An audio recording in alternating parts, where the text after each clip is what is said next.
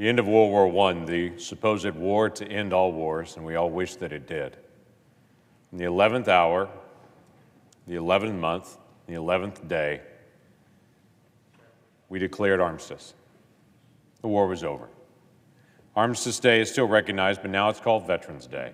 And this coming Monday, 11/11, as we always do on the 11th day of the 11th month, we'll pause as the nation and we'll say thank you to the men and women who are serving us in the United States military. It is the most moral, most lethal fighting force the world has ever known.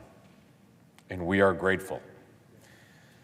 The men and women that make up our veterans, those serving actively, those in reserves, those serving in our National Guard, those that have served both home and abroad, we're grateful for the continued service that they have right now and for those who have served in the past. It has been an absolute privilege to be able to serve our veterans in Oklahoma and to be able to serve beside them. To know as members of my family, like my Uncle Ronnie the Marine, or whether it's my next door neighbor from the National Guard, scattered throughout my family and throughout my own neighborhood, I get a chance to smile and say thank you to folks on a regular basis for what they have done in the past and what they continue to do right now.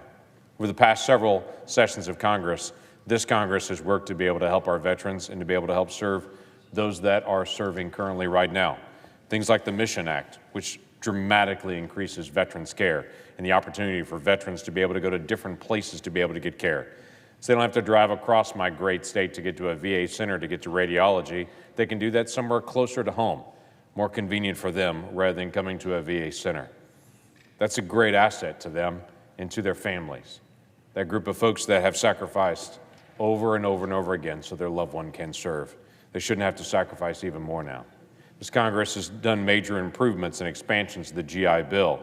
We've improved the onerous disability compensation and appeals process for VA.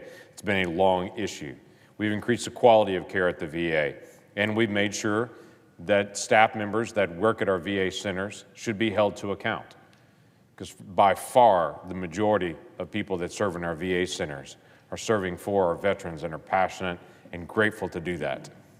But for some that cannot get the job done, we shouldn't give our veterans lesser care because of those individuals. Those are all things that have been done just to say thank you.